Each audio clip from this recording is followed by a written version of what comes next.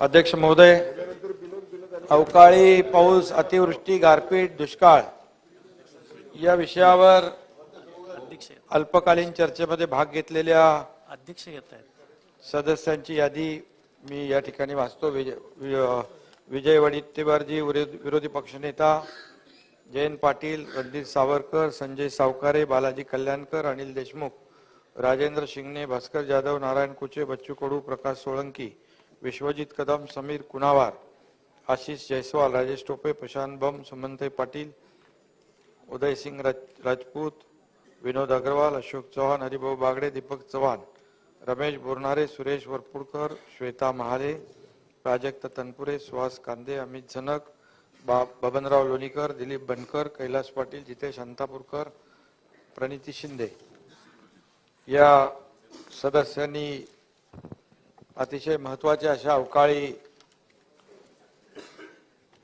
आणि गारपीट, अतिवृष्टी या सर्वच विषयांवर चर्चा केलेली आहे। महत्त्वाची एकंदर आपल्या बळीराजाच्या समस्या संदर्भात सभागृहामध्ये गेल्या आठवड्यात 3 दिवस सविस्तरपणे चर्चा झाली आणि मगाशी मी म्हणालो विरोधी पक्षनेत्यांचं पण नाव घेतलं, आपणही या चर्चेची सुरुवात केली आणि बाकी सर्व सदस्यांची नावही मी घेतली। या सर्व सदस्यांच्या चर्चेतून अनेक मुद्दे पैलू समोर आले, त्यामुळे मी सर्व सहभागी झालेल्या सदस्यांचं मनापासून अभिनंदन करतो आणि या चर्चेदरम्यान विरोधी पक्षातील काही सदस्यांनी सरकारवर टीका देखील केली, आरोप केले, काहींनी आपल्या सभागृहात मुद्दे मांडले, काहींनी विधान भवनाच्या पायऱ्यावर देखील आणि चॅनलच्या कॅमेरा समोर देखील आरोप केले आणि काही जण अचानक मोर्चामध्ये प्रकट होऊन सरकारवर देखील तिथेही आरोप केले। आरोप करायचं काम विरोधी पक्ष नेता नाही, विरोधी पक्ष करत असतो। नाही त्यांच्यावर डायरेक्ट मी सांगत नाही, ते काय विरोधाला विरोध म्हणून ते करत नाहीत। कधी मुद्दे असतील जेव्हा विरोधी पक्ष कशाला आहे की सरकार जेव्हा कुठंतरी बाबा कमी पडत असेल, सरकार काय चुकत बाबा बरोबर ना, सरकार चुकत असेल तर नक्की विरोधी पक्ष नेत्यांनी त्यावर बोललं पाहिजे आणि सरकार जर चांगलं काम करत असेल तर सरकारची पाठ थोपटली पण पाहिजे।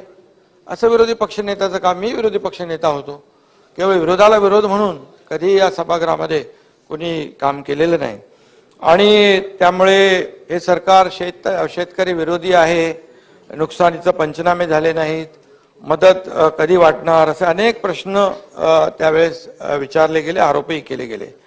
की मी या ठिकाणी आपल्याला सांगू इच्छितोय, मी नेहमी सांगतो आरोपांना मी कामातून उत्तर देईन।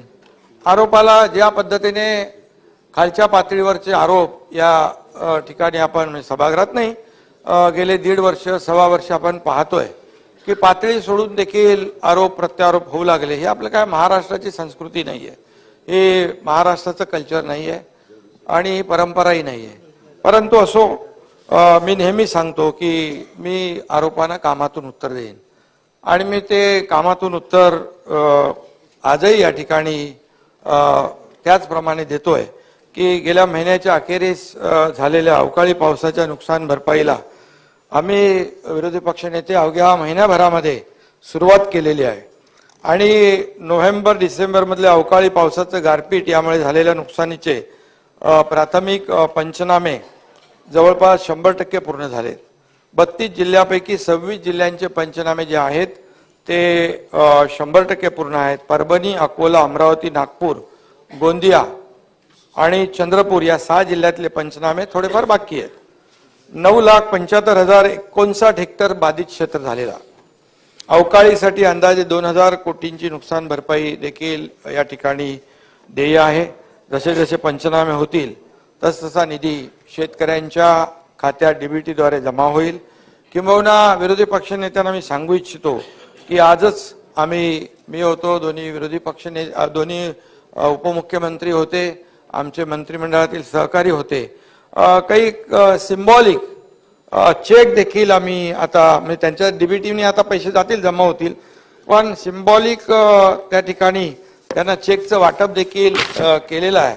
आणि त्या शेतकऱ्यांची ते नावही आहेत: गोविंद डांगरे, राघव आकरे, सूर्यभान डांगरे, श्रीकांत किरपान, योगेश पत्रे, अंकित चामट, धर्मपाल तेलंगराव, शरद किरपान, देवनेनी, सुदेश चव्हाण, नत्तू चकोले, कवडू नाकाडे, प्रभाकर नागपुरे, सुरेश पोटभरे, असं या लोकांना आता आम्ही ज्यांचं नुकसान झालंय, पंचनामे झालेले आहे, त्यांना सिंबॉलिक चेक दिले. आता आमच्या अधिकाऱ्यांना सांगितलं डीबीटीने त्यांच्या पैसे खात्यामध्ये जमा आता तातडीने होतील. खरं म्हणजे अध्यक्ष महोदय, जगाचा पोशिंदा मायबाप शेतकरी काळ्या मातीत सोनं पिकवतो आणि म्हणूनच आपल्या सर्वांच्या ताटात 2 वेळचं जे काही अन्न पडतं त्याला आपल्याला शेतकऱ्याला खरं म्हणजे त्याच्या मेहनतीमुळे आपण हे सगळं पाहत असतो. मी देखील स्वतः शेतकऱ्याचा मुलगा आहे. काळ्या मातीशी देखील माझी नाळ जुळलेली आहे. आणि शेतात म्हणतात पिकं तरारली तर मुखावर येणारा हसू आणि मातीमोल झाली तर येणाऱ्या अश्रूंची आपल्या सगळ्यांनाच जाणीव आहे. आता आम्ही गेल्याच आठवड्यामध्ये मी आणि देवेंद्रजी गेलो होतो आपल्या मौदामध्ये. तिकडे बघितलं धानं कापून ठेवलं होतं, धानाचं पीक, आणि पाऊस पडला. दुसऱ्या दिवशी सकाळी घरामध्ये नेले असते, त्यांनी त्याचं सुरक्षितपणे ठेवले असते, पण त्याला इलाज नाही. आणि म्हणून अशा प्रकारच्या शेतकऱ्यांची देखील अवस्था आपण पाहतो. आणि विजयरावांना मी सांगतो की चहापेक्षा शेतकऱ्यांचे अश्रू जास्त महत्वाचे आहेत असं आपण म्हणालात. विरोधकांनी चहापानावर बहिष्कार टाकला होता, पण शेती आणि शेतकऱ्यांचे प्रश्न हा मुद्दा आमच्यासाठी विजयराव फक्त चहापानापुरता किंवा अधिवेशनाच्या काळापुरता मर्यादित नाही. तर आपल्या सगळ्यांना शेतकऱ्यांबद्दल, त्यांच्या प्रश्नांबद्दल, त्यांच्या भवितव्याबद्दल आपल्याला सगळ्यांनाच काळजी आहे. सत्ताधारी पक्ष असू द्या, विरोधी पक्ष असू द्या. आणि म्हणूनच गेल्या 1.5 वर्षामध्ये विविध योजनांच्या माध्यमातून अध्यक्ष महोदय आम्ही आपल्या सरकारने बळीराजाला तब्बल 44,278 कोटी रुपयांची मदत केलेली आहे गेल्या 1.5 वर्षामध्ये. त्याचा तपशील मी पुढे सांगणार आहे. परंतु आजवरची ही सर्वाधिक आणि विक्रमी मदत आहे, मी हे खात्रीने या ठिकाणी सांगू इच्छितो. आणि खरं म्हणजे संकटात सापडलेल्या शेतकऱ्यांना मदत करणं हे सरकारचं कर्तव्य तर आहेच, पण त्याचबरोबर शेतकऱ्यांना सरकारकडे मदत मागावी लागू नये अशी परिस्थिती निर्माण करणं ही देखील आपल्या सरकारची जबाबदारी आहे. एवढ्या वर्षामध्ये आपण अशी परिस्थिती निर्माण करू शकलो नाही, वस्तुस्थिती आहे. त्यामुळे संकटात सापडलेल्या शेतकऱ्यांना सरकार मदत करतं. त्यामध्ये आपण आम्ही काहीतरी मोठं केलंय असं म्हणण्याचं कारण नाही, तसं मी म्हणणारही नाही. कारण शेवटी शेतकऱ्यांना सरकारच्या मदतीविना स्वतःच्या पायावर आपण का उभं करू शकलो नाही याचा विचार मी पुन्हा एकदा सांगतो की आपण सर्वांनीच केला पाहिजे असं मला वाटतं. आपलं सरकार, आमचं सरकार त्या दिशेने प्रयत्न करतंय, ठोस पावलं उचलतंय आणि त्याचा तपशील देखील मी या ठिकाणी पुढे मांडणार आहे. राज्यात सत्ता आल्यानंतर गेली 1.5 वर्ष ऊन पावसाच्या तडाख्यामध्ये आम्ही शेतकऱ्यांच्या पाठीशी उभं राहिलेलो आहे. त्यांच्या समस्या समजून घेत त्यावर उपाययोजना करत आहोत आणि पुढेही आपण करणार आहोत. त्याच्यामध्ये आपली जबाबदारीच आहे. आसमानी संकटाच्या बाबतीत आपण सगळेच हतबल असतो, पण आसमानी संकटानंतर बळीराजावर पूर्वीप्रमाणे अध्यक्ष महोदय सुलतानी संकट येऊ नये याची खबरदारी आम्ही सत्तेत आल्यानंतर पहिल्या दिवसापासून घेत आहोत. पूर्वीप्रमाणे म्हणजे कधी ते आपल्याला माहित आहे, बळीराजालाही माहित आहे, ते सुलतानी संकट आम्ही आता मोडीत काढलेलं आहे. मला खात्री आहे की आसमानी संकटातून आपण निश्चितपणे शेतकऱ्याला बाहेर काढण्याचा प्रयत्न करतोय आणि करणार आहोत. दिवंगत रानकवी नादू महानोर यांनी म्हटले, या नभाने या भुईला दान द्यावे आणि या मातीतून चैतन्य गावे, हे आपल्या महानोर यांनी म्हटलंय. आणि म्हणून बळीराजाच्या आयुष्यातही असंच चैतन्य यावं या दिशेने आम्ही प्रयत्न सुरू केलेले आहेत. या सभागृहात बसलेले अनेक सदस्यही माझ्याप्रमाणे शेतकरी कुटुंबातून आलेले आहेत. गेल्या काही वर्षापासून निसर्ग चक्र बदलतंय. अल निनो इफेक्ट असेल, ग्लोबल वॉर्मिंग असेल, क्लायमेट चेंज असेल, असे यामुळे अवेळी येणाऱ्या पावसाचं प्रमाणही वाढलंय. त्याचबरोबर क्लायमेट चेंजमुळे कमी दिवसात भरपूर पाऊस पडतो, हेही आपण गेल्या काही वर्षामध्ये पाहतोय. आणि एकीकडे अतिवृष्टी तर दुसऱ्या भागात दुष्काळ, कधी अवकाळी पाऊस, कधी गारपीट, अशी स्थिती गेली काही वर्ष सातत्याने या ठिकाणी निर्माण होतीये. अध्यक्ष महोदय, या ठिकाणी आपल्या कष्टकरी शेतकऱ्यांच्या हातातोंडाशी आलेली पिकं वाया जातात, तेव्हा त्याची वेदना आपल्याला कळते. आणि मगाशी मी म्हणालो की जसं आम्ही दोघंही, देवेंद्रजींनी आम्ही मगाशी गेल्या आठवड्यात गेलो होतो, हातातोंडाशी आलेलं पीक कापलेलं होतं आणि घेऊनच जायचं होतं, पाऊस पडला. आणि म्हणून जेव्हा अशा प्रकारचा त्यांचा जो काही आत्मविश्वास आणि आत्मसन्मान कुठेही ढळणार नाही, याची देखील सरकारने वेळोवेळी काळजी घेतली पाहिजे, ती आम्ही घेतोय. 2019 नंतर अध्यक्ष महोदय 2.5 वर्ष सत्तेत असलेले आणि आता आमच्या सरकारवर शेतकऱ्यांच्या समस्याबाबत टीका होतीये, आरोप करतायत. पण जेव्हा 2.5 वर्ष सत्तेमध्ये, त्या काळात मी होतो, दादाही होते, परंतु तुम्ही विचारायच्या आधी मी सांगून मोकळा होतो. कारण शेवटी काय असतं, कॅप्टन जसं आपलं हे जहाज चालवतं तसं ते चालत असतं.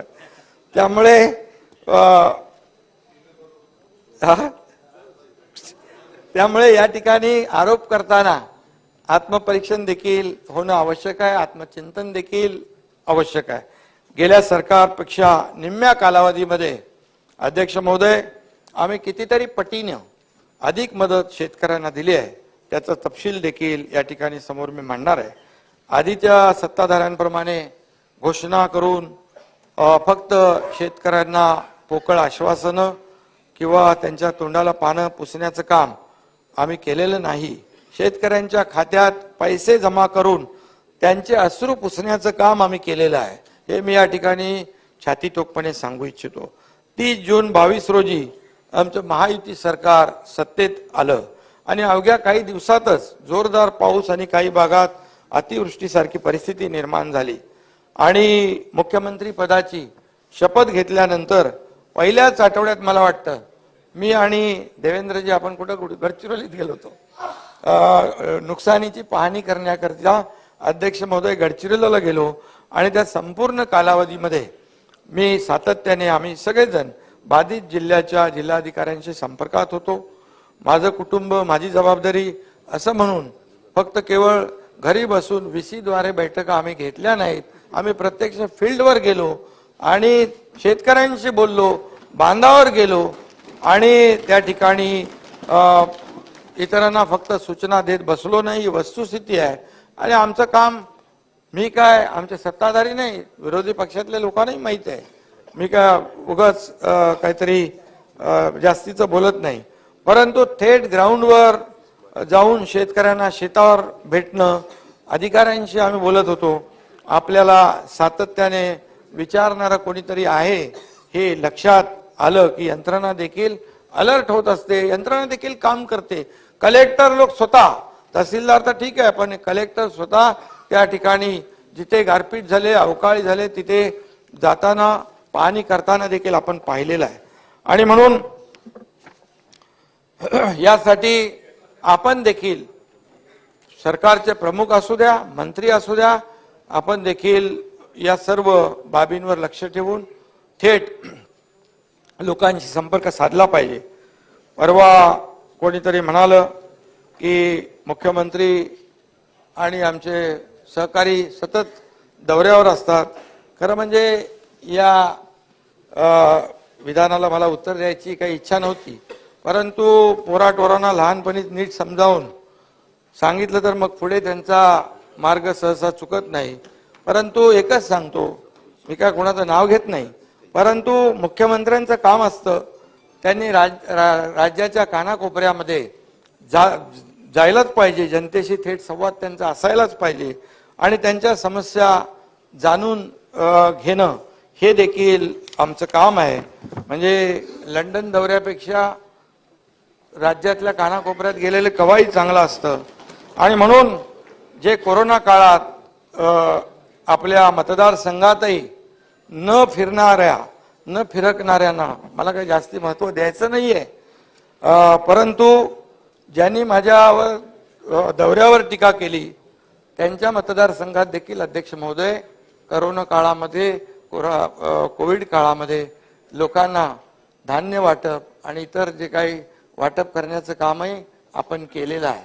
हे मुद्दाम मी या ठिकाणी सांगू इच्छितो आणि केलेलं सांगायचं नसतं, परंतु जेव्हा काही असा आरोप प्रत्यारोप होतात तेव्हा नाईलाज म्हणून बोलावं लागतं.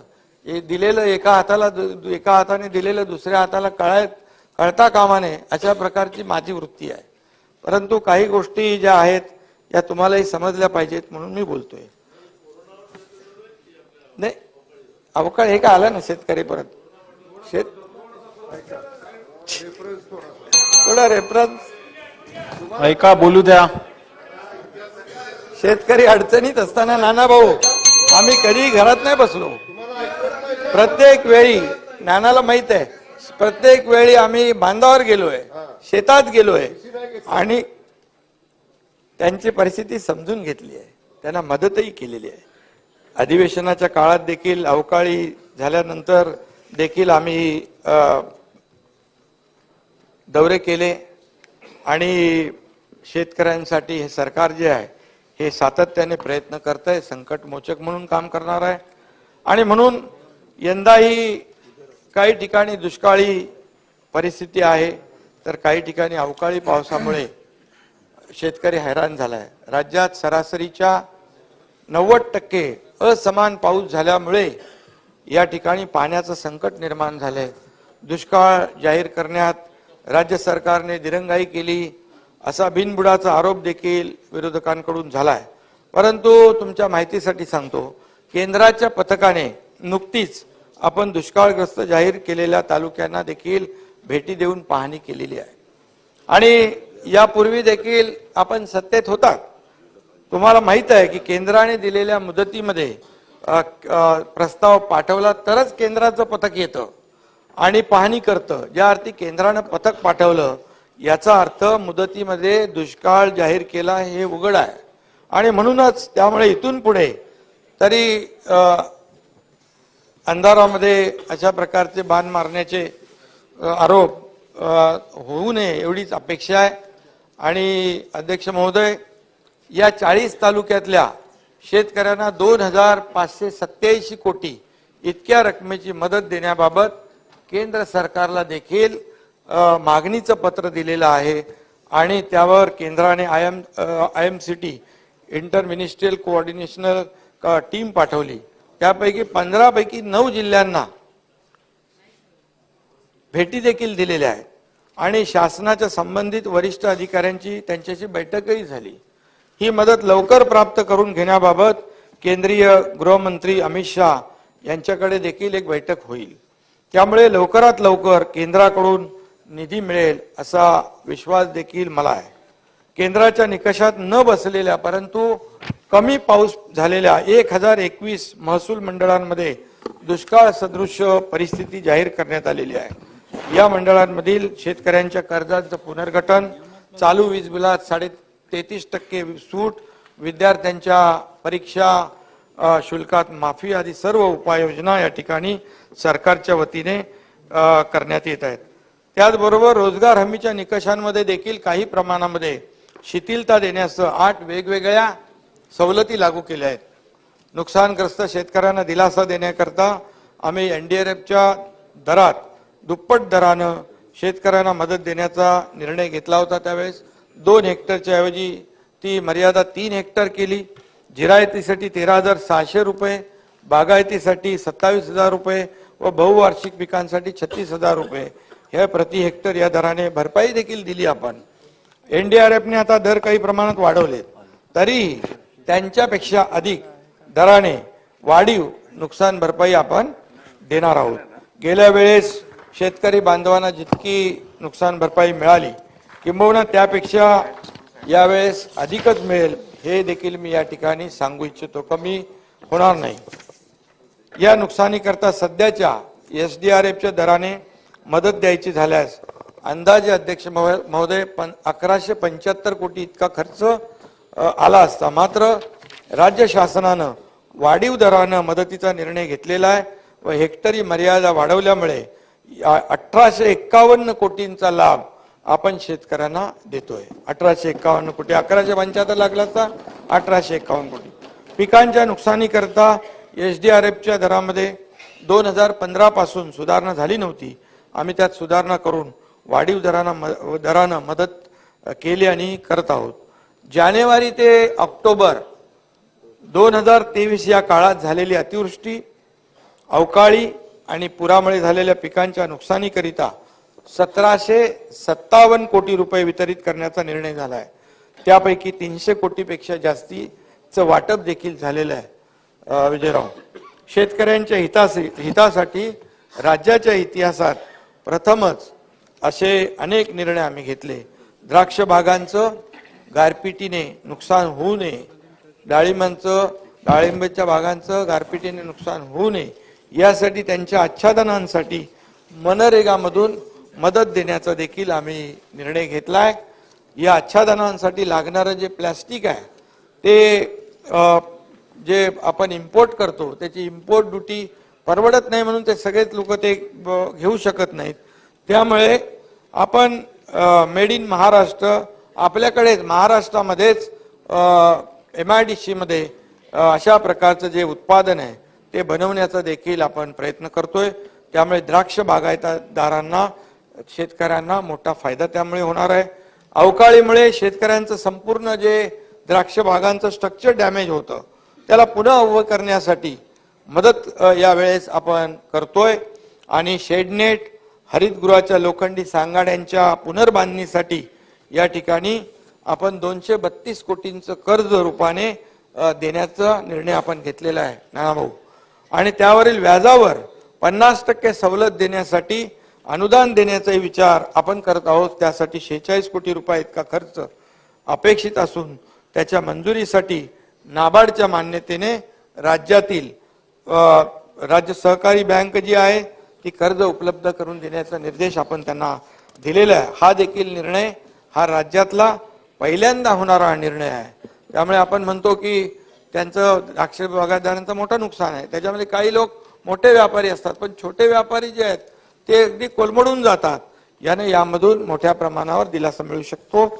मनरेगामध्ये कांदा चाळी असतील, बांबू आहे, शेडनेट आहे यांचा समावेश देखील करण्याच्या सूचना दिलेल्या आहेत. गोडाऊन देखील मनरेगामध्ये घेऊ शकतो का या बाबतीत देखील त्याच्या कांदा चाळींच्या बाबतीत आपण प्रयोग करतोय. याची देखील आपण चाचपणी करतोय. काही सलग गावांचं क्लस्टर बनवून त्यांच्यासाठी गोडाऊन उभारण्याच्या देखील सूचना आपण देतोय. त्याचा देखील सरकार नक्की विचार करतोय जेणेकरून कापणी झालेल्या पिकांचं अवकाळी पाऊस किंवा गारपीट मुळे नुकसान होणार नाही यासाठी हा देखील आपला प्रयत्न आहे.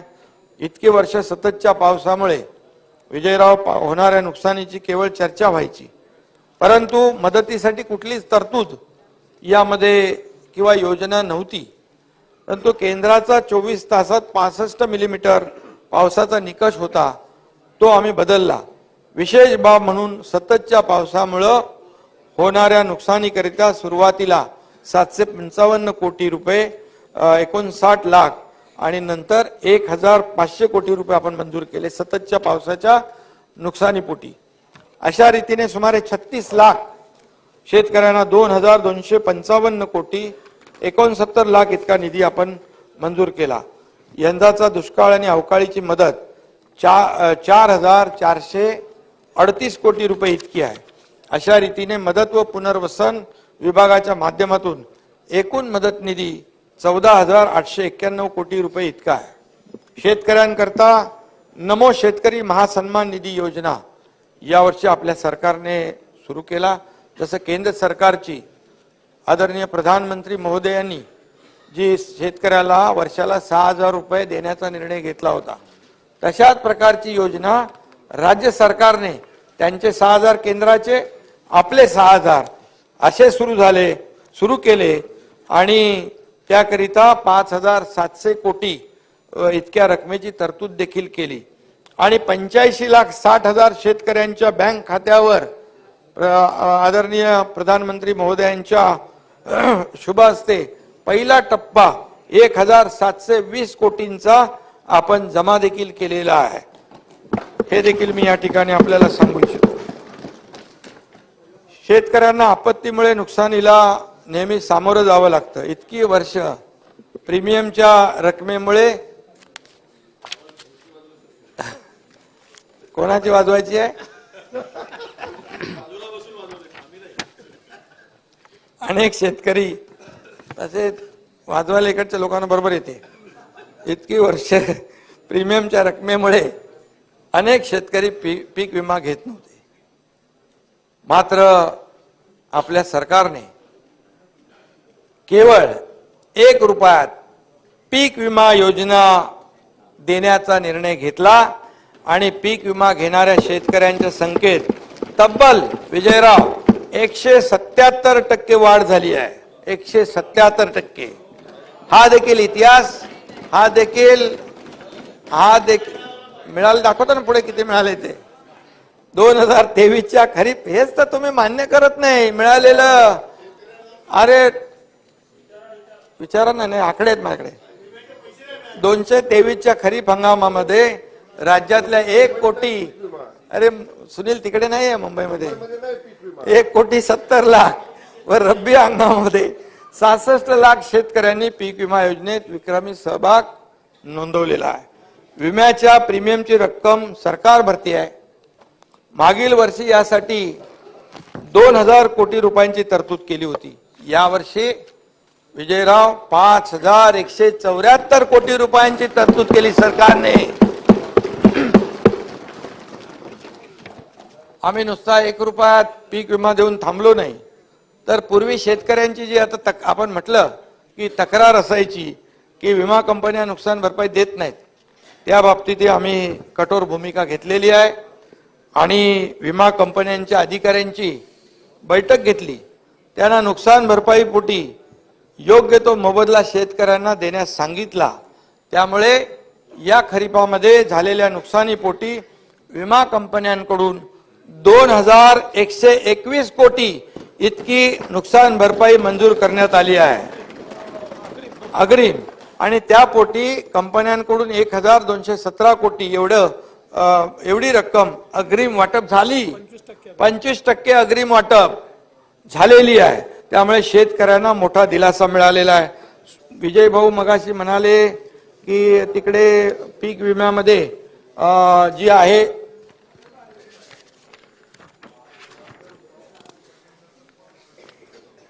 ते कुठलं नाव सांगितलं ना तुम्ही राठोडचं, यवतमाळ मधला दिलीप वामन राठोड या शेतकऱ्याबाबत आपण या ठिकाणी सभागृह माहिती जी दिली त्याची वस्तुस्थिती वेगळी आहे.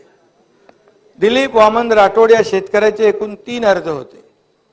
विरोधी पक्ष नेत्यांचा आक्षेप होता की किमान 1,000 रुपये पीक विमा मिळाला पाहिजे आणि शासनाची तशीच घोषणा आहे, तसाच निर्णय आहे. या शेतकऱ्याला फक्त 53 रुपये मिळाले आपण असं म्हटलंय. त्याचा तक्ता माझ्याकडे आहे. त्यामध्ये त्याच्या अन्य एकूण ही जी रक्कम आहे त्याच्या एका खात्यातली आहे, पण त्याच्या अन्य 5 खात्यात मिळून या शेतकऱ्याच्या खात्यावर 1,583 रुपये इतका पीक विमा मिळालेला आहे. त्याला त्याचे 1,583, तुम्ही 53 रुपये म्हणाले ना, तर 1,583 रुपये मिळालेत. त्याचा बँकची डिटेल माझ्याकडे आहे. त्यामुळे तो सिक्युरिटी, हा तुम्ही म्हणाला होता की 53 रुपये सांभाळायला सिक्युरिटी द्या, त्यामुळे ती वस्तुस्थिती नाहीये. आपल्याला कोणी ब्रीफिंग केलं ते चुकीचं आहे. त्यामुळे आपण विरोधी पक्षनेता म्हणून 1,583 रुपये मिळाले आणि त्यामुळे तुम्ही सभागृहामध्ये माहिती देताना वस्तुनिष्ठ दिली पाहिजे. कारण तुमच्यावर आम्ही विश्वास ठेवतो, सभागृह विश्वास ठेवतो आपल्या सदस्यांवर. त्यामुळे नाही, तुम्ही नंतर बोला ना. नाही विरोधी पक्ष नेते बसा. नाही सर्वप्रथम एक मिनिट नाही बसा, थांबा बसा. देणार का? बिलकुल नाही, त्यांचा रिप्लाय होऊ दे. ऐका, ही अल्पकालीन चर्चा आहे, बँकेचं स्टेटमेंट आहे ना. ही अल्पकालीन चर्चा आहे आणि त्याचे नियम जे आहेत ते आपल्या पायाला लागतील. आपण बोला. असं नाही होऊ दे, असं नाही होऊ दे. बसा बसा बसा. या ठिकाणी आपण सांगितलं की 1217 कोटी 25% अग्रिम शेतकऱ्यांच्या खात्यात जमा झाले. आपण तपासू शकता. ही वस्तुस्थिती आहे. आणि त्यामुळे नुकसान भरपाई नाकारलेल्या विमा कंपन्या केंद्राकडे धाव घेता. आपल्याकडे तर त्यांचे आपण निकालात काढतो अपील, पण त्याची अपील निकालात काढून तात्काळ शेतकऱ्यांना दिलासा मिळाला पाहिजे अशा प्रकारचं पत्र आणि विनंती आम्ही केंद्र सरकारला पण केलेली आहे. ठिबक सिंचन व तुषार सिंचनासाठी पर ड्रॉप मोर क्रॉप या योजनेत एकूण 659 कोटींचा निधी आपण दिलेला आहे. मुख्यमंत्री शाश्वत कृषी सिंचन योजनेत एकूण 643 कोटींचा निधी दिला आहे. कृषी यांत्रिकीकरण योजनेत 654 कोटींचा निधी अध्यक्ष महोदय आपण वितरित केलेला आहे. याचबरोबर अध्यक्ष महोदय, नानाजी देशमुख कृषी संजीवनी योजना या आधीच्या सरकारने या योजनेकडे साफ दुर्लक्ष केलं होतं. का तर केवळ नानाजी देशमुख हे जनसंघाचे आहेत म्हणून. अरे योजना ज्या आहेत त्या शेतकऱ्यांसाठी आहेत, शेतकऱ्यांच्या हितासाठी आहे. याच्यात कुठं राजकारण करायचं. आणि म्हणून एवढंच सांगतो, शेतकऱ्यांच्या हितासाठी कोणी काहीतरी अशोकराव तुम्ही पण तुम्हाला लागलं का तिकडचं. आणि त्यामुळे आपण आपल्या खिशातून देत नाही. हे पैसे शेतकऱ्यांचे आहेत, हे जनतेचे पैसे आहेत. त्यामुळे त्याचा वापर जनतेच्या हितासाठी झाला पाहिजे. सरकारकडचा हा पैसा जनतेचा आहे. त्यामुळे मला एवढंच सांगायचं आहे, जे काही आपण राजकारण करायला खूप वाव आहे आपल्याला, तसं राजकारण आता अधिवेशनामध्ये रोज पायऱ्यांवर करता बाहेरही होत आहे. काही लोक फक्त बोलण्यासाठी इकडे येतात, अधिवेशनामध्ये टीका करून परत जातात. हे मला माहित आहे, पण ते जाऊ द्या. आणि त्यामुळे राजकारणासाठी अनेक विषय आहेत अध्यक्ष महोदय, पण केवळ स्वतःच्या कद्रू वृत्तीमुळे आपल्या बळीराजाचं नुकसान होता कामा नये, हे मी या ठिकाणी मुद्दाम सांगू इच्छितो. आणि ज्या वेळेस तो बळीराजा जेव्हा प्रश्न विचारेल तेव्हा पळताबोळी सगळ्यांची थोडी होईल, हा देखील विचार आपल्याला करण्याची आवश्यकता आहे. आम्ही नानाजी देशमुख कृषी संजीवनी योजनेला आता पुन्हा गती दिलेली आहे. पहिल्या टप्प्यातील 4000 कोटी रुपयांचा निधी वाढवून आता 5469 कोटी रुपये एवढा केला आहे.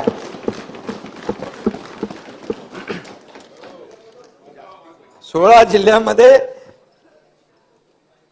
ही योजना राबवण्यात येते. दुसऱ्या टप्प्यासाठी जयंतराव बरं चाललंय 6000 कोटी रुपये खर्च येणार असून, तुम्ही सभागृहात नसला की मजा येत नाही आहे तेच म्हणून खर्च येणार असून पहिल्या टप्प्यातील 16 जिल्ह्यांसह विदर्भातील नागपूर, भंडारा, गोंदिया, चंद्रपूर आणि गडचिरोली अशा एकूण 21 जिल्ह्यामध्ये प्रकल्पाचा दुसरा टप्पा आपण राबवतोय. हिंदुहृदय सम्राट बाळासाहेब ठाकरे कृषी व्यवसाय व ग्रामीण परिवर्तन प्रकल्पासाठी 344 कोटीचा निधी आपण दिलाय. अशा प्रकारे केवळ कृषी विभागाच्या प्रमुख योजनांच्या माध्यमातून शेतकऱ्यांना जुलै 2022 पासून तब्बल 15,040 कोटींचा लाभ आपल्या सरकारने दिलेला आहे. 22 जुलै 22 पासून. शेतकरी हा विषय फक्त कृषी खात्याशी संबंधित नाही, तर अनेक खात्यांशी त्यात समन्वय साधून बळीराजाला आपल्याला जेवढी जास्तीत जास्त मदत करता येईल त्याला सर्वतोपरी शाश्वत मदत करण्याचा आमच्या सरकारचा प्रयत्न आहे. शेतकऱ्यांना नुकसान भरपाई देण्याबरोबरच नुकसान झालं तर ते पुन्हा उभे राहावेत, त्यांची शेती शाश्वत व्हावी यासाठी देखील आमच्या सरकारने आपल्या सरकारने अनेक प्रकल्प हाती घेतलेले आहेत. महाराष्ट्रात प्रथमच कांद्याची महाबँक, आता त्याचं काकोडकर साहेब आणि ते आपले अणु ऊर्जाचे आयोगाचे अध्यक्ष मोहंती यांच्याबरोबर एक VC वर बैठक झाली. कांद्याची महाबँक आपण स्थापन केली आणि ज्येष्ठ अणुशास्त्रज्ञ डॉक्टर अनिल काकोडकर हे त्यासाठी मदत करतायत.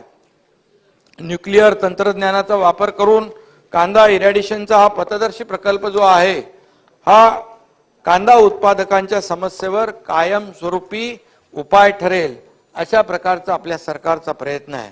त्यांनी तिथे सॅम्पल पण दाखवले. आता तुम्ही बघितले ना, म्हणजे 6 महिने 8 महिने झालेले कांदे, 8 महिन्यामध्ये कोंबणे फुटला विजयराव. एकदम तसेच्या तसे कांदे आणि बटाटे, म्हणजे शेतकऱ्यांसाठी एक क्रांतिकारक निर्णय आपल्या सरकारने घेतला आहे हा आणि ऐतिहासिक निर्णय आहे. समृद्धी महामार्गालगत आपण 13 कृषी समृद्धी केंद्राच्या उभारणीचं काम सुरू केलेलं आहे. त्याचबरोबर कांदा निर्यातीबाबत केंद्रीय वाणिज्य मंत्री पियुष गोयल यांच्याशी देखील आमची चर्चा झाली. कांद्याच्या बाबतीत जे काही प्रश्न आहेत त्याचाही तोडगा नक्की निघेल असा विश्वास आहे. राज्य सरकारच्या विविध घटकांसाठी अनेक योजना असतात, अनेक निर्णय आपल्या सरकारने घेतलेले आहेत, पूर्वीच्या सरकारने देखील घेतले होते, पण या योजनांचा लाभ प्रत्येकापर्यंत पोहोचत नाही ही वस्तुस्थिती आहे. सरकारी कार्यालयामध्ये अनेक वेळा चक्रा मारणं, खेट मारणं आणि सातत्याने त्याचा पाठपुरावा करणं आणि त्यामुळे सामान्य माणूस चक्रा मारून हताश होऊन जातो आणि ते लाभही सोडून देतो. आणि म्हणून या ठिकाणी शासकीय योजनांचा लाभ जो आहे प्रत्येक लाभार्थीला मिळाला पाहिजे, यासाठी आम्ही शासन आपल्या दारी हा देखील एक प्रयोग सुरू केलेला आहे. या योजनेला लोकांचा उत्स्फूर्त प्रतिसाद देखील मिळतोय. आतापर्यंतच्या अध्यक्ष महोदय 20 कार्यक्रमामधून तब्बल 2.25 कोटी लाभार्थ्यांना या मोहिमेच्या अंतर्गत विविध योजनांचा लाभ मिळाला आहे. 2.25 कोटी. कृषी विभागाच्या वेगवेगळ्या योजनांच्या माध्यमातून विजयराव 2,37,250 शेतकऱ्यांना ट्रॅक्टर, कीटकनाशक फवारणी, ड्रोन, शेतीची अवजारं देण्यात आलेली आहेत. आणि त्याचबरोबर या मोहिमेद्वारे आतापर्यंत शेतकऱ्यांना 1,000 कोटीपेक्षा जास्त रुपयांच्या अनुदानाचं देखील वाटप करण्यात आले विविध योजनांमधून. यात सुमारे 28,000 शेतकऱ्यांना ट्रॅक्टरचं देखील वाटप झालेलं आहे. आणि म्हणून अत्याधुनिक तंत्रज्ञानाद्वारे पिकावरील फवारणीसाठी ड्रोनचा वापर आता वाढू लागलाय. त्याचं देखील आम्ही एक शासन आपल्या दारीमध्ये कार्यक्रमात गेलो, ते स्वतः आम्हाला तो ड्रोन त्या ठिकाणी दाखवला, त्याचं प्रात्यक्षिकही दाखवलं. आणि म्हणून अशा ड्रोनचंही वाटप शासन आपल्या दारीच्या माध्यमातून केलं जात आहे. अध्यक्ष महोदय, छत्रपती शिवाजी महाराज शेतकरी सन्मान योजना जी आपल्या काळात होती ना देवेंद्रजी, 2017 मध्ये देवेंद्रजींनी त्यांच्या काळात, मी होतो सरकारमध्ये, आपल्या सरकारमध्ये, हा सुनील बोलतोय, आपल्या सरकारमध्ये, हा, तर 44 लाख शेतकऱ्यांना 18,762 कोटी इतका कर्जमाफीचा लाभ त्यावेळेस दिला होता. परंतु सॉफ्टवेअर मध्ये त्रुटी निर्माण झाल्याने 6,56,000 शेतकरी कर्जमाफीपासून वंचित राहिले होते. या 6,56,000 शेतकऱ्यांना कर्जमाफी जी आहे ती वंचित राहिले होते. ही देखील खरं म्हणजे ही वास्तविक या आधीच्या सरकारने, महाविकास आघाडी सरकारने जे राहिलेले जे 6,56,000 शेतकऱ्यांना पैसे द्यायला पाहिजे होते. अरे सरकार गेलं ना. आणि त्यामुळे खरं म्हणजे या योजनेमध्ये तत्कालीन सरकारच्या कानापर्यंत किंवा कानावर जाऊन सुद्धा कानाडोळा झाला असेल, कानाडोळा केला असेल. परंतु अध्यक्ष महोदय, मी या ठिकाणी सांगू इच्छितो, मी या ठिकाणी त्याबाबत घोषणा करू इच्छितो की 6,56,000 वंचित शेतकऱ्यांना ते पैसे आम्ही देणार.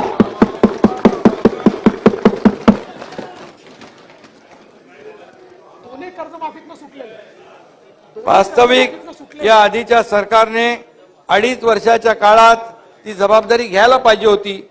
परंतु तुमच्या काळात मी माहिती घेतली, डीबीटी पोर्टल बंद होते, युबीटीच्या काळात डीबीटी बंद होते.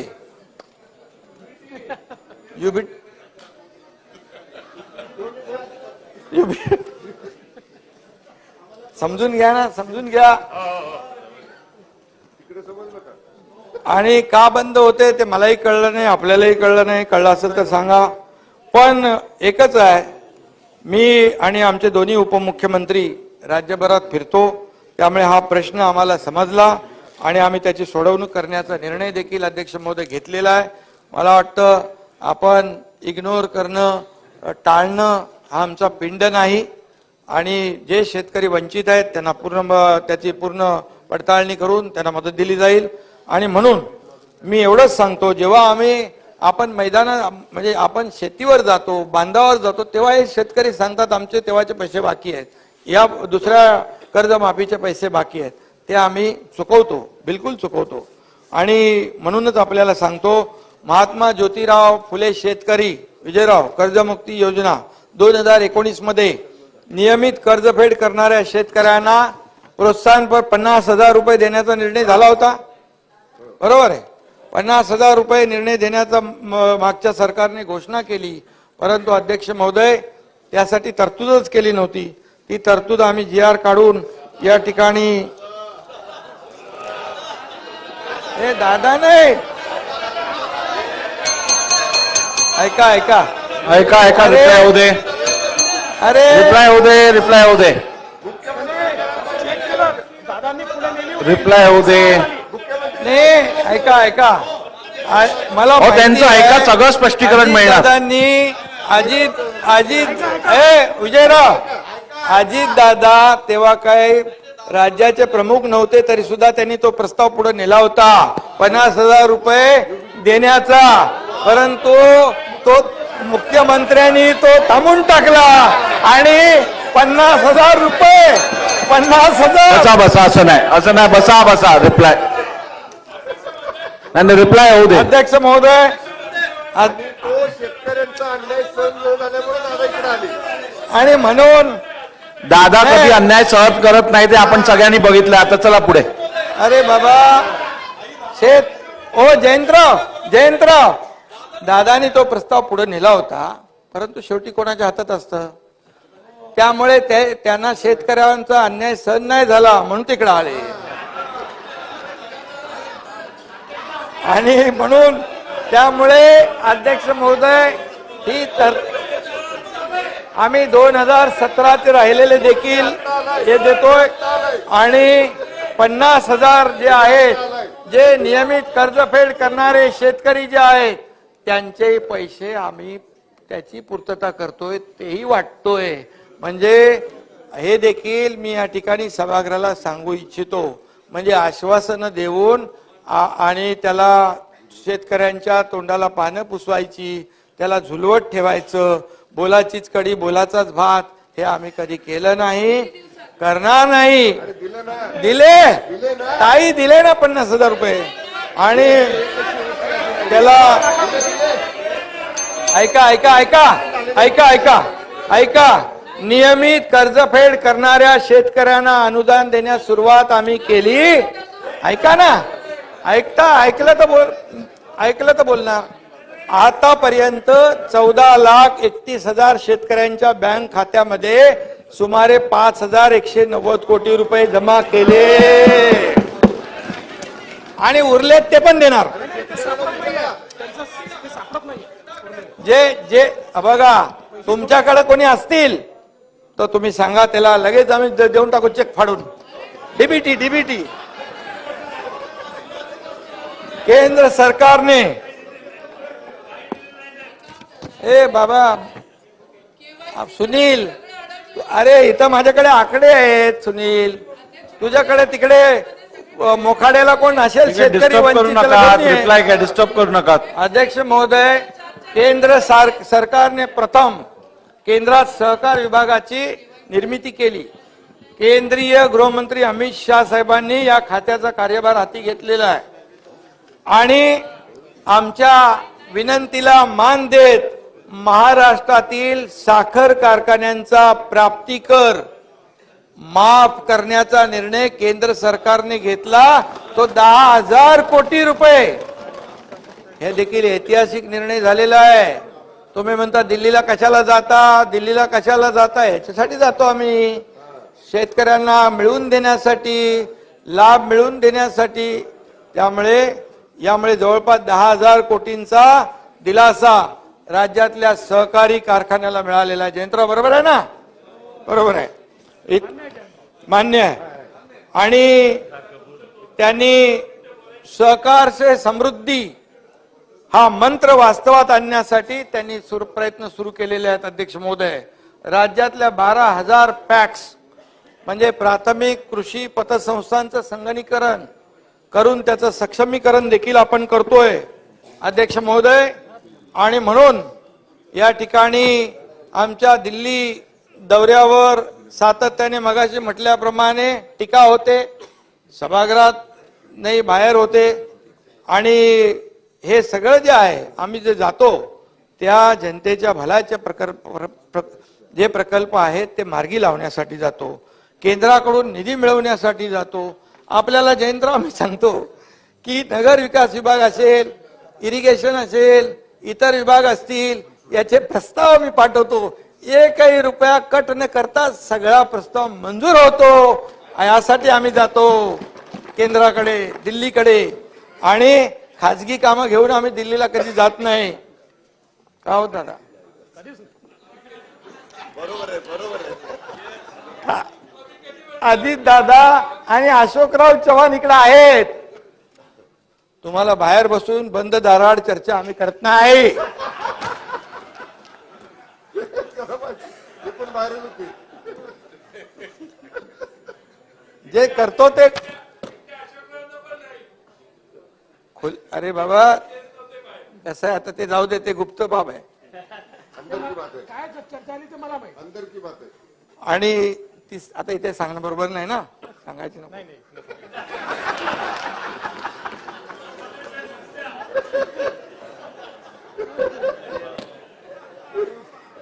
नंतर कधीतरी सांगू, सगळं एकदम सांगितलं तर प्रॉब्लेम सगळं पोतडीतून एक एक बाहेर काढू. भरपूर आहे, भरपूर आमच्याकडे आहे, पण एक संयम आहे. पण संयम कसा आहे, थोडा एक सहनशीलतेचा पण एक मर्यादा असते प्रत्येकाला. सहनशीलतेच्या पलीकडे गेल्यानंतर सगळंच मग. अध्यक्ष महोदय, पीक कर्जासाठी शेतकऱ्यांना पूर्वी अनेक अडचणी यायच्या. प्रामुख्याने त्यांचा सिबिल रेकॉर्ड जो आहे तो तितकासा चांगला नसल्याने बँका कर्ज देताना हात आखडता घ्यायच्या. आमच्या सरकारने बँकांना स्पष्ट नानाभाऊ सूचना केलेल्या आहेत. शेतकऱ्यांना कर्ज मंजूर करताना सिबिलचा जास्ती विचार करू नका, करू नका. अरे ऐकत कसे नाही, ऐकले ना, दिले पैसे 25% अग्रिम द्यायला काय, कसं काय, सरकारचं काय ऐकत नाही. आणि बँकांनी सकारात्मक प्रतिसाद दिलेला आहे नानाभाऊ. 2021 मध्ये कर्ज वाटपाचं जे प्रमाण 73% होतं ते आता 85% पर्यंत गेलेलं आहे आपल्या सरकारच्या याच्यामध्ये. त्यामुळे 2023च्या खरीप हंगामामध्ये अध्यक्ष महोदय सप्टेंबर अखेर 41,221 कोटी रुपयांचं कर्ज वाटप झालंय. दिले नसते तर कसं झालं असतं नानाभाऊ? रब्बी हंगामासाठी देखील 3,55,000 शेतकऱ्यांना 3,516 कोटीचं पीक कर्ज वाटप सुरू केलंय. बँकांनी 64% टार्गेट पूर्ण केलेलं आहे. उर्वरित देखील पूर्ण करतील. माहिती घ्या, आकडे मी जे बोललो तर चॅलेंज करा. अध्यक्ष महोदय, 3 लाखापर्यंत पीक कर्जाची संपूर्ण परतफेड केली तर शेतकऱ्यास 3% व्याज सवलत अनुदान दिलं जातं. अध्यक्ष महोदय, या वर्षासाठी 72 कोटी खर्च यासाठी करण्यात येणार आहे. अटल अर्थसहाय्य योजनेस मुदतवाढ आम्ही दिलेली आहे. 428 प्रस्तावांना कर्ज आणि अनुदान देणार आहोत. त्यासाठी 72 कोटी 42 लाख रुपयांच्या निधीला मान्यता या ठिकाणी दिली आहे. बुलढाणा, परळी वैजनाथ, नांदेड, सोयगाव येथे शासकीय कृषी महाविद्यालय स्थापन करण्याचा निर्णय आपल्या सरकारने घेतला आहे. नागपूर येथे शेती व कृषी उद्योग आणि कृषी संलग्न उद्योगासाठी आंतरराष्ट्रीय कृषी सुविधा केंद्र या ठिकाणी स्थापन करण्याचा देखील आमच्या सरकारने निर्णय घेतलेला आहे. त्याचबरोबर अध्यक्ष महोदय, मागच्या यापूर्वीच्या सरकारने 2.5 वर्षामध्ये सिंचन प्रकल्पांना सुधारित प्रशासकीय मान्यता देताना हात आखडता घेतला होता. हाताच्या सुप्रमा आपण किती सुप्रमा देतो म्हणजे आपली पॉलिसी पॅरालिसिस झालं होतं.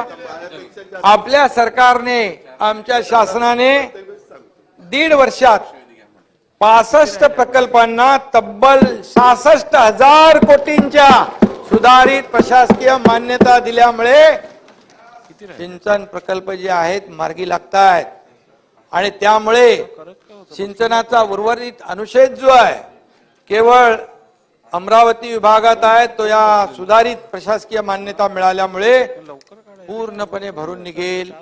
यामुळे जे आम्ही 65 प्रकल्प विविध प्रकल्पांना सुधारित प्रशासकीय मान्यता दिली त्यामुळे 10 लाख हेक्टर क्षेत्र ओलिताखाली येणार आहे. 10 लाख हेक्टर क्षेत्र 10 लाख हा शेतकऱ्यांना मदतीचा मोठा भाग आहे.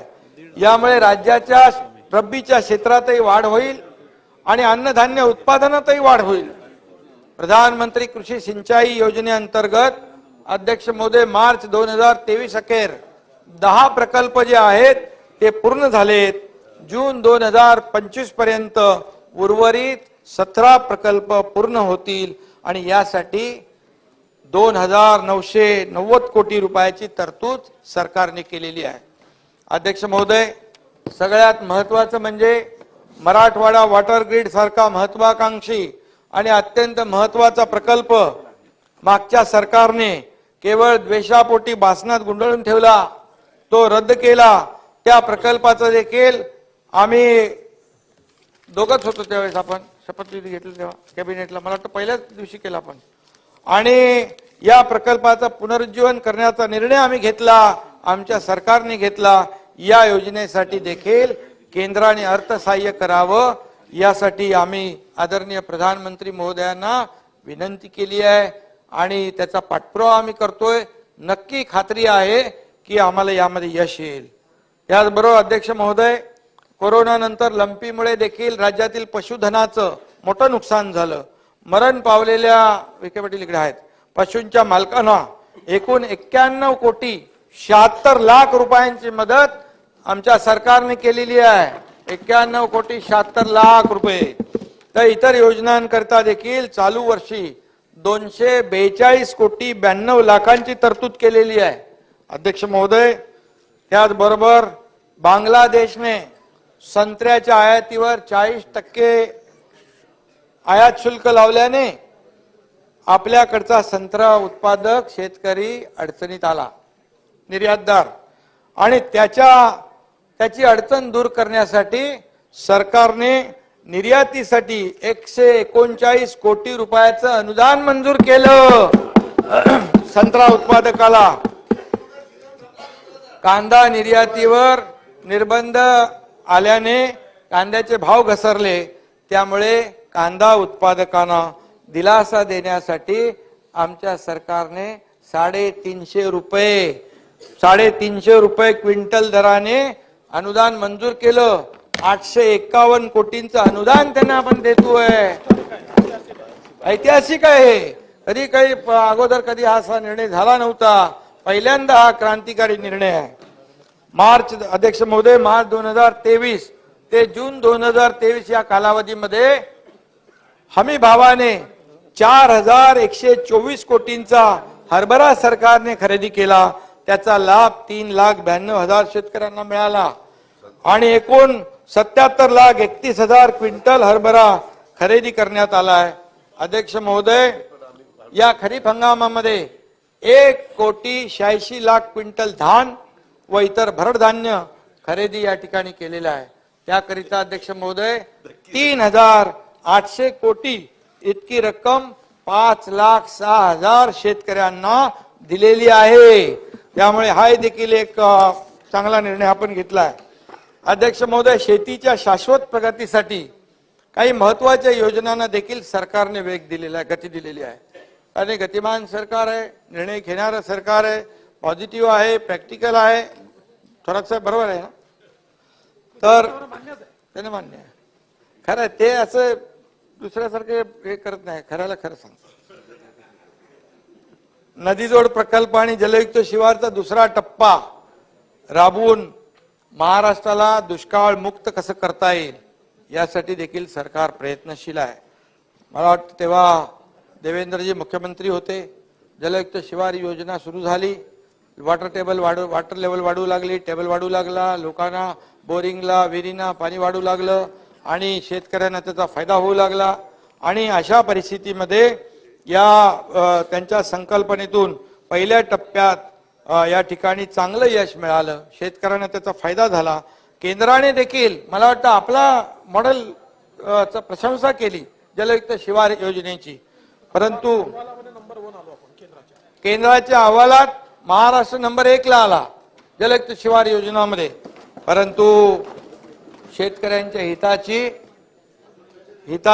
अजून आहे ना, फॉरेन डायरेक्ट इन्व्हेस्टमेंट बाकी सगळ्यामध्ये आहे पहिला नंबर, स्टार्टअप मध्ये नंबर 1 आहे. योजना महाआघाडी सरकारने केवळ आकसापोटी कोत्या मनोवृत्तीने बंद केली, हे देखील दुर्दैव आहे. पण ते आम्ही सरकारमध्ये आल्यानंतर ताबडतोब सुरू केली आणि त्याचं आता काम सुरू झालेलं आहे. दुसरा टप्पा 5,500 गावामध्ये आपण सुरू केला आहे. 4,500 कोटी खर्चून 1,57,142 कामं आपण हाती घेतलेली आहेत. यंदाच्या वर्षासाठी 545 कोटीची तरतूदही केली आहे. परवाच गेल्याच आठवड्यात आर्ट ऑफ लिव्हिंगच्या संस्थेबरोबर आपले श्री रविशंकर यांच्याबरोबर सामंजस्य करार देखील या ठिकाणी केला. ते 24 जिल्ह्यामध्ये काम करणार आहेत. मालगुजारी तलाव ते साठी मराठवाडा आणि विदर्भ मिळून 2,398 तलावांची दुरुस्ती आणि पुनरुज्जीवन जे आहे ते देखील त्या माध्यमातून केलं जाणार आहे. जलयुक्त शिवार योजनेसाठी नाना पाटेकर आणि ते अनासपुरे नाम फाउंडेशन देखील काम करत आहे. आमिर खानचं पाणी फाउंडेशन देखील काम करत आहे. आणि दुसऱ्या टप्प्यासाठी आम्ही त्यांची नक्की मदत घेऊ. आणि या ठिकाणी मी आवर्जून सांगतो, ठाण्यामध्ये देखील एक 88 वर्षाचे आनंद भागवत आहेत. ते आजही जिल्ह्यामध्ये खेड्यापाड्यात वाड्या वस्त्यांवर या ठिकाणी वसुंधरा संस्थेच्या माध्यमातून एवढं वय असताना देखील आज ते जे काम करतायत त्यांच्या माध्यमातून देखील जलसंवर्धन, बंधारे, जल चळवळ यामध्ये ते सहभागी होत आहेत. शासन म्हणून आम्ही अशा संस्थांना पूर्ण मदत करू. शेवटी शेतकऱ्यांसाठी ते करतायत. आणि म्हणून अध्यक्ष महोदय, दमनगंगा पिंजाळ, कोकण ते गोदावरी खोरे, कोकण ते तापी खोरे, वैनगंगा, नळगंगा, तापी महाकाय पुनर्भरण असे अनेक नदीजोड प्रकल्प देखील आहेत. ते सरकार त्याच्यावर देखील काम करते आणि भविष्यामध्ये त्यामुळे महाराष्ट्र दुष्काळ मुक्त होण्यासाठी मोठी मदत होईल. अध्यक्ष महोदय, गोपीनाथ मुंडे अपघात विमा योजनेच्या पूर्वीच्या सरकारमध्ये ती जवळपास बंदच झाली होती, ती पुन्हा सुरू केली आणि 120 कोटींची तरतूद त्यासाठी केलेली आहे. आणि विम्यावरून ते आपण अनुदानावर आणलेली आहे. हा देखील बदल आपण केलेला आहे. आणि आतापर्यंत त्यांना 35 कोटीचा लाभही दिलेला आहे. आणि त्याचबरोबर जे अध्यक्ष महोदय, आदरणीय प्रधानमंत्री महोदयांचं जे आहे मिलेट इयर, मिलेटला प्रोत्साहन देण्याच्या संदर्भात मिलेटची व्हॅल्यू चेन विकसित करण्यासाठी 200 कोटींची देखील आपल्या सरकारने तरतूद केलेली आहे. विद्यार्थ्यांच्या माध्यान्ह पोषण आहारामध्ये मिलेटचा समावेश करण्याचा देखील विचार आहे. हळद संशोधन व प्रशिक्षण जे केंद्र आहे हिंगोली जिल्ह्यामध्ये, हिंदू हृदय सम्राट बाळासाहेब ठाकरे हळद संशोधन केंद्रासाठी यावर्षी 11 कोटी निधी दिला आहे. गेल्या वर्षी 10 कोटी निधी दिला होता. आतापर्यंत 9,63,00,000 खर्च झाला आहे. हे देखील या ठिकाणी मी आपल्याला सांगू इच्छितो. उमरखेड, धिवरवाडी, तळेगाव, इसारवाडी, चांदूर बाजार अशा 5 ठिकाणी या सिट्रस इस्टेट उभारण्यात येत आहेत. रोगमुक्त व दर्जेदार संत्र्याचं उत्पादन या ठिकाणी घेण्यात येईल आणि त्यासाठी नक्कीच याचा फायदा होईल. अध्यक्ष महोदय, मागेल त्याला शेततळचा विस्तार आपण करतोय. मागे त्याला फळबाग, मागेल त्याला ठिबक सिंचन आणि मागेल त्याला शेततळ्याचे अस्तरीकरण आणि मागेल त्याला आधुनिक पेरणी यंत्र, कॉटन श्रेडर, त्यासाठी देखील आपण अध्यक्ष महोदय 1000 कोटी या वर्षी त्याची तरतूद केलेली आहे. 1000 कोटी रुपये शेतकऱ्यांच्या या सर्व कामासाठी आपण देणार आहोत. आणि त्याचबरोबर एकूण 116 कृषी उत्पन्न बाजार समित्यांमध्ये राष्ट्रसंत तुकडोजी महाराज शेतकरी भवन बांधण्यात येणार आहे विजयराव. आणि सध्याच्या शेतकरी भवनांची पण दुरुस्ती केली जाणार आहे आणि यासाठी 132 कोटी 48 लाख रुपये त्यासाठी खर्चाची तरतूद आपण केलेली आहे. याशिवाय भाऊसाहेब फुंडकर फळबाग लागवड योजना, महाराष्ट्र एग्री बिझनेस नेटवर्क, संत्रा प्रक्रिया, काजू फळपीक विकासासाठी बोर्डाची आपण स्थापना केली आहे. कृषी पंप वीज जोडणी, मुख्यमंत्री सौर कृषी वाहिनी, अटल सौर कृषी पंप, उपसा जलसिंचन योजनेत वीज सवलत, वीज मनोरे उभारण्यासाठी जमीन मोबदला आदी योजना प्रभावीरित्या राबवून शेतकऱ्याला आर्थिक स्थैर्य देण्याची देखील आपला देण्याचा प्रयत्न आहे. आपण 50,000 रुपये एकच देतो ना सोलरसाठी. सोलर योजनेसाठी देखील जी नापिकी जमीन आहे ती 50,000 रुपये एकरी विजय भाऊ त्याला भाडं, वार्षिक भाडं म्हणजे वार्षिक भाड्याने आपण 50,000 रुपयांनी घेतो. हेक्टर असेल तर 1.25 लाख रुपये त्या शेतकऱ्याला वर्षाला भाडं मिळणार. ही योजना देखील आपल्या सरकारने चालू केलेली आहे.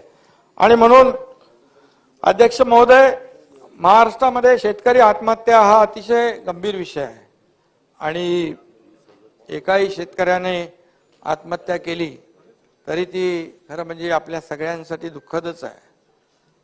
आणि म्हणूनच शेतकरी आत्महत्या रोखण्यासाठी, कमी करण्यासाठी जो आपला टास्क फोर्स आहे त्याचं पुनर्गठन करण्याचा देखील आपण निर्णय घेतला आहे. त्याच्यामध्ये जे जे काही आणखी काही करता येईल, काउन्सिलिंग असेल, काय जे ज्या तज्ज्ञ लोकांची मदत त्यामध्ये घेता येईल ते देखील आपण या ठिकाणी करणार आहोत. त्याचाही निर्णय आपण घेतलाय. आपल्या शेतीला शाश्वत शेतीकडे कसं नेता येईल, राज्यातील शेती उत्पादन वाढवण्यासाठी काय करता येईल, अवकाळी पाऊस आला किंवा दुष्काळ पडला तर शेतीचं नुकसान होणार नाही असं शेतीचं मॉडेल कसं विकसित करता येईल यासाठी हा टास्क फोर्स काम करेल. आणि मला वाटतं शासनाचा पूर्ण त्यामध्ये एक पाठपुरावा असेल आणि गांभीर्याने शासन त्यासाठी शेतकऱ्यांसाठी काम करेल. त्याबरोबर कृषी पर्यटनाला चालना देऊन अधिकाधिक शेतकऱ्यांना कृषी पर्यटन विकसित करण्यासाठी प्रोत्साहन आणि मार्गदर्शन करण्यासाठी देखील हा टास्क फोर्स काम करेल आणि त्यांना त्यापासून परावृत्त कसं करता येईल यासाठी प्रयत्न करेल. अध्यक्ष महोदय, वसंतराव नाईक शेतकरी स्वावलंबन मिशनला अधिक सक्षम करण्याचाही निर्णय आपल्या सरकारने घेतलेला आहे.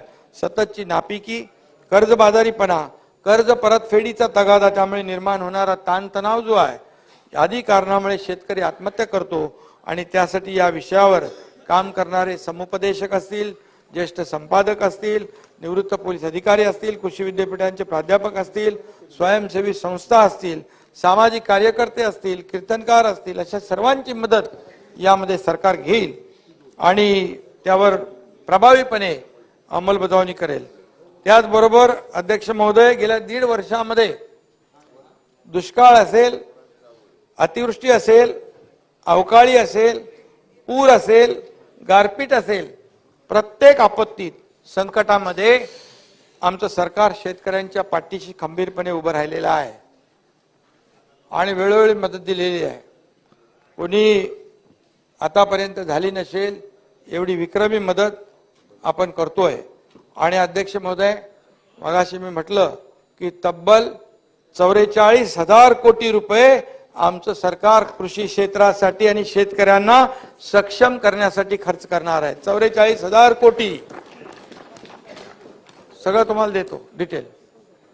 जुलै 2022 पासून म्हणजे गेल्या फक्त 18 महिन्यात शेतकऱ्यांसाठी जो भरीव निधी खर्च करीत आहोत तो बघा मी आपल्याला सांगतो. जयंतराव, मदत पुनर्वसन विभागाच्या माध्यमातून 14,891 कोटी रुपये, कृषी विभागाच्या माध्यमातून 15,040 कोटी रुपये, सहकार विभागातून 5,190 कोटी रुपये, पणनमधून 5,114 कोटी रुपये, अन्न व नागरी पुरवठा 3,800 कोटी रुपये, पशुसंवर्धन 243 कोटी रुपये, अशा रीतीने तब्बल 44,000 कोटींपेक्षा जास्त खर्च आम्ही शेतकऱ्यांसाठी करतोय. याला मी काय पॅकेज वगैरे म्हणणार नाही, कारण ही आमची जबाबदारी आहे. कारण शेतकरी हा मायबाप आहे, आपल्या अर्थव्यवस्थेचा कणा आहे, तो अन्नदाता आहे. आम्ही कुठेही गेलो तरी नेहमी सांगतो, देवाकडे गेलो, कुठे दर्शनाला गेलो, बळीराजावरचं संकट दूर कर, बळीराजाला चांगले दिवस येऊ दे, बळीराजाच्या आयुष्यामध्ये त्याच्या जीवनामध्ये सुख समृद्धी आनंद येऊ दे, असंच मागत असतो आम्ही. आणि म्हणून अध्यक्ष महोदय, या ठिकाणी कृषी क्षेत्राचा विकास जर वाढवण्यासाठी यापेक्षाही जास्त निधी लागला विजय भाऊ, तरी सुद्धा त्याची तरतूद केली जाईल. त्याची कुठेही हात आखडता घेतला जाणार नाही. अशा विविध मार्गाने शेतकऱ्यांना खंबीरपणे उभं करण्याचं आमचा सातत्याने प्रयत्न सुरू आहे. आणि म्हणून यामध्ये कुठेही राजकारण कोणी आणता कामा नये. आपण सगळेजण सत्ताधारी आणि विरोधी पक्ष मिळून एकत्र येऊन शेतकऱ्यांचं घर सावरूया, त्याच्यामध्ये आत्मविश्वास निर्माण करूया आणि त्याच्यामध्ये त्याला उभं करण्याचं काम करूया. शेतकरी बांधवांनाही माझी विनंती आहे, अध्यक्ष महोदय, धीर सोडू नका, खचून जाऊ नका. शासन सदैव तुमच्या पाठीशी उभा आहे, तुमच्या सोबत आहे. आत्महत्या करून आपल्या पोराबाळांना, आपल्या कुटुंबाला वाऱ्यावर सोडू नका. मी यापूर्वी असं निवेदन विनंती केली होती. ही माझी शेतकऱ्यांना हात जोडून विनंती आहे. ज्येष्ठ कवी इंद्रजित भालेराव यांनी म्हटलंय, अध्यक्ष महोदय, शेतामध्ये माझी खोप, तिला बोराटीची झाप, तिथं राबतो कष्टतो माझा शेतकरी बाप. अध्यक्ष महोदय, असं आमचं राबणाऱ्या कष्टकरी शेतकऱ्याचं सरकार आहे. आणि या ठिकाणी आपल्याला एकच सांगतो की विदर्भामध्ये अधिवेशन आहे, धानाचा बोनसचा विषय बाकी आहे, मला विजयरावचं लक्ष आहे. आणि यामध्ये अध्यक्ष महोदय 22-23 मध्ये प्रति हेक्टरी अध्यक्ष महोदय 15,000 रुपयाप्रमाणे धानाचा, विजयराव ऐकताय का? ओ विजयराव, धानाचं 22-23 ला प्रति हेक्टरी 15,000 प्रमाणे धानाचा बोनस आपण दिला होता. यामध्ये 4,80,000 शेतकऱ्यांना लाभ मिळाला होता. सदरचा लाभ प्रति शेतकरी जास्तीत जास्त 2 हेक्टर पर्यंत देण्यात आला होता. त्यासाठी 823 कोटी रुपये वाटप केले होते. आणि यावर्षी अंदाजे 5 लाख शेतकऱ्यांना प्रति हेक्टरी 2 हेक्टरच्या मर्यादेत 15च्या ऐवजी 20,000 रुपये बोनस जाहीर करण्यात येत आहे.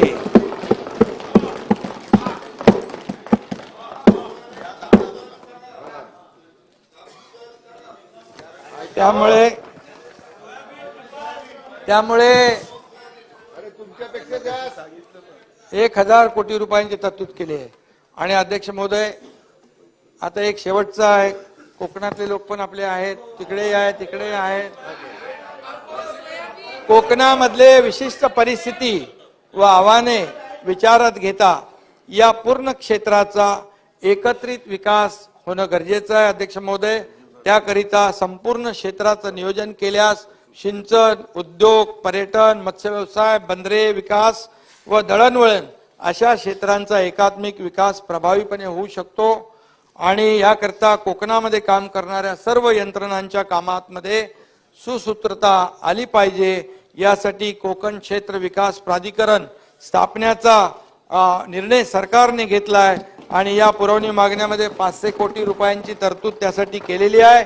या व्यतिरिक्त जलसंपदा, जलसंधारण, MMRDA, MIDC, MSRDC, MTDC, maritime board, कृषी विद्यापीठ या सर्व शासकीय महामंडळ आणि संस्था यांचा निधी एकत्रित संकल्पनेतून या क्षेत्र विकास प्राधिकरणास सक्षम बनविण्यात येईल. एवढंच या प्रसंगी मी अध्यक्ष महोदय सांगतो. पुन्हा एकदा ज्या सदस्यांनी यामध्ये सहभाग घेतला त्यांना सगळ्यांना मनापासून धन्यवाद.